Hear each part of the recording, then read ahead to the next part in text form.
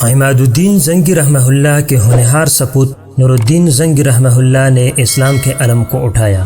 اللہ تعالیٰ نے اس سے صلیبیوں کے ساتھ قتال کا سچا جذبہ عطا فرمایا۔ اس نے کتنے ہی قلعے اور شہر صلیبیوں کے قبضے سے واپس لیے۔ اللہ تعالیٰ بھی اس سے اس کی حسنیت اور رفتار عمل قتال کی نسبت سے اپنی مدد خاص سے نوازتا رہا، یہاں تک کہ اس نے القدس شہر صلیبیوں سے چھڑوانے کا مصمم ارادہ کر لیا۔ یہاں تک ہی نہیں بلکہ اس نے بیت المقدس میں رکھوانے کے لیے ایک ممبر بھی بنوایا۔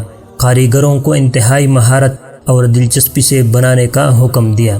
بڑی حضرات کو یوں سمجھایا کہ ہم نے اس سے بیت المقدس کی زینت بنانا ہے، لہٰذا اپنے فن کی مہارتوں کی انتہا کر دو۔ چنانچہ کاریگروں نے کئی سالوں کی محنت شاقہ سے اس سے تیار کیا۔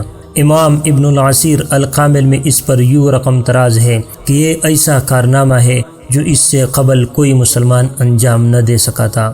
ان کوششوں کے ساتھ ساتھ اس نے اسلامی بلاک کو متحد اور بیدار رکھنے کی کاوش بھی تیز تر کر دی، جن کے نتیجے میں اللہ تعالیٰ نے اس سے بکھری ہوئی چھوٹی چھوٹی من پسند قلعوں اور شہروں کی حکومتوں کی بجائے ایک طاقتور ریاست کو جاری رکھنے والی سلطنت عطا فرمائی۔ جزیرہ فراتیہ، سوریہ یعنی شام، اردن، مصر، حجاز اور یمن اس سلطنت کے مضبوط پائے تخت سمجھے جانے لگے۔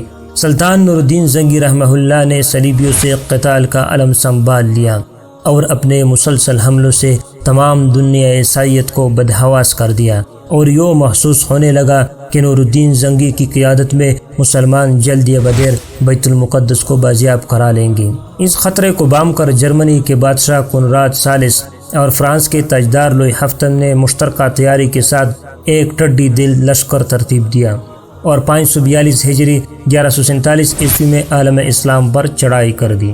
سلطان نور الدین زنگی رحمہ اللہ نے مؤمنانہ شجاعت اور غیر معمولی استقامت کے ساتھ 2 سال تک ان کا بھرپور مقابلہ کیا اور انہیں عبرتناک شکست دے کر واپس لوٹنے پر مجبور کر دیا۔ عیسائی حملہ آوروں کی اس دوسری مشترکہ یلغار کو تاریخ میں دوسری صلیبی جنگ کے نام سے یاد کیا جاتا ہے۔ چند سال بعد سلطان نور الدین زنگی رحمہ اللہ نے ایک زبردست معرکے میں 10,000 صلیبی جنگجوؤں کو تحت کر کے ان کے اہم مرکز قلعہ حارم پر قبضہ کر لیا۔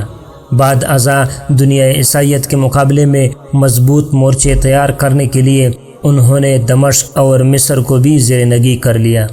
رمیات اور سکندریہ کی بندرگاہوں پر تسلط کے بعد انہوں نے یورپ کے بحری راستے سے شام اور بیت المقدس کی عیسائیوں کی کمک کا راستہ بند کر دیا۔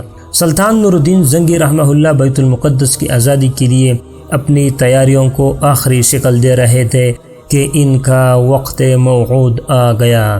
کاش ذات باری تعالیٰ اس سے پورے عالم اسلام کو متحد کرنے کے لیے کچھ مہلت اور دے دیتی۔ وجود اسلامی کے ایک ایک رگ و ریشے میں روح اسلام کو سرایت ہو لینے دیتی، القدس شہر کو فتح ہو لینے دیتی، مسجد اقصی میں اس ممبر کو نصب ہو لینے دیتی۔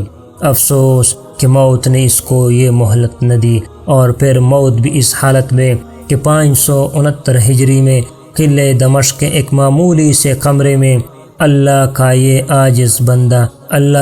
عاجز و شہسوار بندہ اللہ رب العزت کی بارگاہ اقدس میں مصروف عبادت تھا۔ ابھی اس نے اپنی عمر کی 60 بہاریں ہی دیکھی تھی۔ انا للہ و انا الیہ راجعون۔